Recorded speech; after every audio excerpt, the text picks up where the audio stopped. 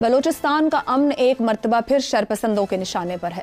मुख्तलिफ अजला में दहशतगर्दाना कार्रवाइयों में हलाक होने वालों की तादाद 39 हो गई है। यह है कि मुल्क में दहशतगर्दी का नासूर और कितनी जाने लेगा। बोलान में जाफर एक्सप्रेस पर दहशतगर्दों का हमला, मुसाफिरों की पूरी ट्रेन को इस वक्त यरगमाल बना लिया गया है। 450 मुसाफिर उस ट्रेन में मौजूद हैं। किधर है इंटीरियर मिनिस्ट्री, किधर है हुकूमत पाकिस्तान? ऐसे लग रहा है जैसे कोई मामूली सा कोई वाकया हुआ है। कोई मुर्गियों की बड़ी भरी ट्रेन थी जिसको किसी ने उचक लिया है, उसमें 450 इंसान नहीं है।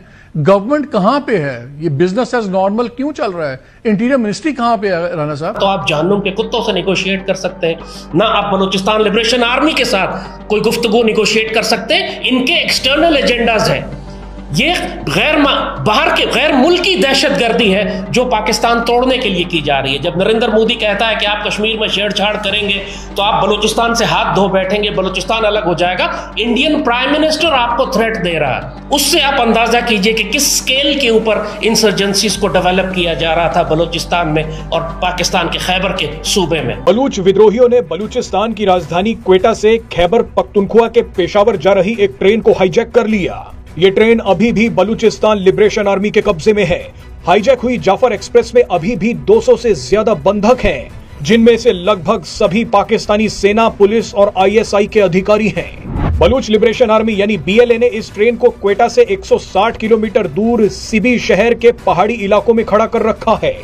ये बलूचिस्तान का दुर्गम पहाड़ी इलाका है, यहाँ नेटवर्क तक नहीं आता, जिसकी वजह से पाकिस्तान की वायुसेना भी कुछ नहीं कर पा रही। दहशतगर्दों के हवाले से सिक्योरिटीज राय ने ये बताया कि उनके पास चूंकि इंटरनेशनल सैटेलाइट फोन्स हैं, इसलिए वो अपने आकाओं से जो हिंदुस्तान में बैठे हैं, जो अफगानिस्तान में बैठे हैं, जो कहीं और बैठे हैं, उनसे राब्ते में हैं। ये बात उन्होंने कंफर्म कर दी है। 1-1.5 साल से आप क्लियरली देख रहे थे कि एक कोऑर्डिनेटेड कैंपेन है TTP और BLA के दरमियान। मंजूर पिश्तीन को लॉन्च किया गया था, महारंग बल्लोच को लॉन्च किया गया था, साथ TTP की इंसर्जेंसी थी और PTI इमरान खान और ये गंडापुर गैंग जो है ये पूरी तरह TTP को सपोर्ट कर रहा था। जब अपनी दौरे हुकूमत में इन्होंने लाके पाकिस्तान में इनको आबाद किया और जब इनकी हुकूमत थी तो इन्होंने बलूचिस्तान लिबरेशन आर्मी और TTP दोनों को अपीज करने की पॉलिसी रखी। इनकी खुशामद करते रहे, इनको कुचलने के बजाय मुज़ाकरात की बातें करते रहे। पॉलिटिकल गवर्नमेंट्स आपने रखी तो उसी तरह की बगावतें और नुकसान आप उठाते रहेंगे जैसे बलूचिस्तान में कल आपने उठाया। क्योंकि अब कैंसर इतना फैल चुका है कि अब पैरासीटामोल से काम नहीं चलेगा। अब पहले आपको रेडिकल सर्जरी करनी है, फिर स्ट्रॉन्ग कीमोथेरेपी करनी है और इसके लिए आपको बहुत काबिल डॉक्टर चाहिए जो कि सिर्फ एक डंडे वाली सरकार हो सकती है। हुकूमत और रियासत पाकिस्तान को अब अपनी रिट, अपनी इज्जत, अपने वक़ार की बहाली के लिए उस तरह बिहेव करना पड़ेगा जैसे इस्लामी एटमी ताकत को बिहेव करना चाहिए। स्टेप यही है कि आपको वहां पे वॉर इमरजेंसी लगा के मार्शल लॉ लगाना पड़ेगा। सिविल इदारे खत्म हो चुके हैं। अब किसी ने अगर कोई बकवास की कि अदालत और पुलिस और जुडिशरी और ड्यू प्रोसेस, उसको भी लटका दें। आप जिस तरीके से इन्होंने पाकिस्तान के मासूम शहरियों को, बलूचिस्तान पाकिस्तान से अलग नहीं है, या बलूचिस्तान के साथ हमारा कोई बॉर्डर नहीं है, वो पाकिस्तान का हिस्सा है। तो बलूचिस्तान की अवाम ही है ना जो फौज के साथ लड़ रही है। तो ये भाई बड़ी, तो हमने तो दुश्मनों से लड़ना है, हमने तो हमारे जो जज्बे है ना, हमारे जज्बे वो तो पहाड़ों की चोटियों से भी ऊपर के जज्बे हैं हमारे। हम हिंदुस्तान के साथ लड़ाई करना चाहते हैं, हम अफगानिस्तान के साथ लड़ाई करना चाहते हैं। और भाई सबसे पहले अपने मुल्क को सही करो, अपने मुल्क में क्या हो रहा है। दोस्तों, जब से भारत ने कश्मीर से धारा 370 हटाई है, अमित शाह ने पाकिस्तान ऑक्युपाइड कश्मीर के लिए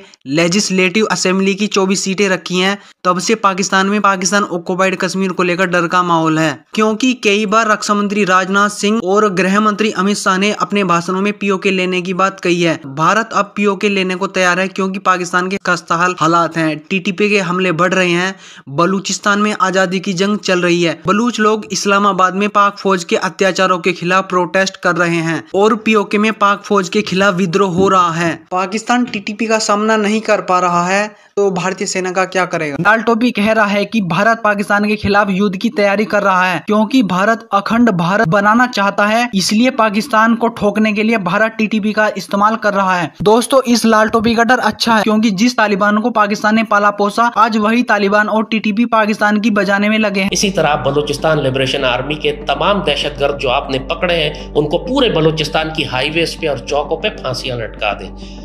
दुनिया को बताएं कि रियासत अब शरीयत नाफिज करने जा रही है। जमीन में फसाद करने वालों के हाथ और पांव मुखालिफ सिमतों से काट कर इनको फांसी चढ़ाया जाएगा, इनको सूली चढ़ाई जाएगा, और जो लोग रियासत का साथ देंगे उनको इनाम दें, उनको महरंग बलोच को फांसी लगा दें, मंजूर पिश्तीन को लटका दें। दहशतगर्दी तो ये वैसे भी हो रही है, ये मत सोचें कि अगर इनको फांसी दे देंगे तो फसाद हो जाएगा। इससे ज्यादा फसाद और क्या होगा जो अभी हो रहा है। रियासत को उनको बहुत आसानी से ये सारे जो कुरान कहते हैं ना, कातिलु आइम्मतुल कुफ्र, जो कुफर की लीडरशिप है उसको कत्ल कर दो। आपको ये सारे के सारे दहशतगर्द हैं, हजारों पाकिस्तानियों का खून इनके हाथों के ऊपर है। ये खुद थ्रेट देते थे कि हम कत्ल करेंगे तमाम पाकिस्तानियों को, और इन्होंने अब कर दिया।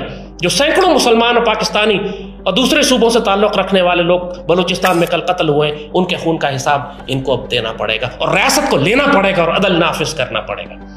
बलूचिस्तान बहुत आसानी से मैनेज किया जा सकता है, कोई प्रॉब्लम नहीं है। देखिए पूरी दुनिया ये बात बता रहा है, अमेरिका का मीडिया ये बता रहा है, ट्विटर ये बता रहा है, हिंदुस्तान के मीडिया ये बता रहे हैं, सिर्फ पाकिस्तान का मीडिया ये नहीं बताता चौधरी साहब। तो ये भी ज्यादती है, अपने लोगों के साथ ज्यादती है। उधर सिर्फ ये बताया जा रहा है जी 23 लोगों को मार दिया गया, या वो पाकिस्तान की फौज की झड़पें हो गई, उसमें हमने 22 जो है ना दहशतगर्द मार दिए। देखे वो दहशतगर्द है या फ्रीडम फाइटर है, ये तो अब पाकिस्तान के अदारे बता सकते हैं ना बेहतर के वो कौन है। जो भी है ये आप ये बता सकते हैं तो वो पाकिस्तानी है। मैं कहता हूँ 1 मिनट के लिए दहशतगर्द, 1 मिनट के लिए आप फ्रीडम फाइटर, कुछ भी समझ लें, आपको जिसको जो समझना वो समझ लें, लेकिन वो ये पाकिस्तानी फोर्सेस के साथ पाकिस्तानी लोग लड़ने की आदत है कि कैंसर को इतना बड़ा कर देते हैं कि लगता है कि पाकिस्तानी हाथ से जाने लगा। उसके बाद हम टाइगर्स की तरह लड़ना शुरू करते हैं अपने मुल्क को बचाने के लिए। ये हम पता नहीं क्या फितरत है हमारी। पाकिस्तान कहीं भी नहीं जा रहा। इन दुश्मनों को तो अल्लाह के फजल से दफन कर दिया जाएगा, इंशाअल्लाह कुचल दिया जाएगा। इस पाकिस्तान की जो तकदीर है वो खुल कर रहेगी। अब जंग आपके घरों में दाखिल हो चुकी है। इन्होंने बच्चे और औरतें मारे हैं, कल घरों में घुस घुस के मारे हैं, और ये टीटीपी भी यही कर रही है, BLA भी अब यही कर रही है।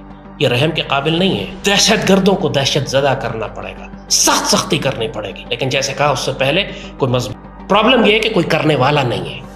पहले करने वाले लेकर आए, एक दफा फैसला करें कि हमने करना। इस बात की परवाह ना करें कि दुनिया क्या कहेगी, NGOs क्या कहेंगी।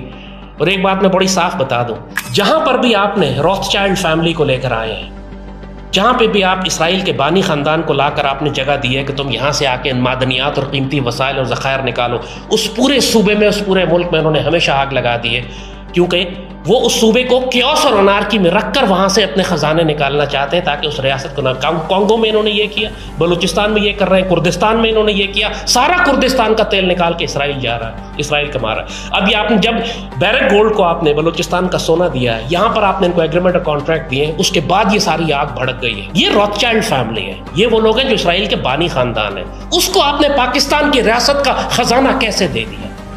और वो इस वक्त सारी दुनिया में जो BLA को सपोर्ट कर रहे हैं वो इसराइली कर रहे हैं, रॉथस्चाइल्ड कर रहा है, खुद कर रहे हैं। ये रियासत पाकिस्तान इतनी बेवकूफ और जाहिल कैसे हो सकती है कि अपने बदतरीन दुश्मन को लाके बलूचिस्तान के खजाने दे, उसको बीच में बिठा दे लाकर, और उसके बाद फिर परेशान हो कि पूरे बलूचिस्तान में आग कैसे लग रही है। आग वही लगा रहे हैं जिनको लाके आपने बीच में बिठाया है, वो वही लगा रहे हैं जो आज गजा को जला रहे हैं। रियासत को इतनी अकल तो होनी चाहिए कि सिर्फ इकोनॉमिक इन्वेस्टमेंट के नाम पर आप पूरा सूबा अपने हाथ से घुमा देंगे। ट्रेन में बैठे पाकिस्तानी सेना के अधिकारियों ने हथियार डाल दिए हैं।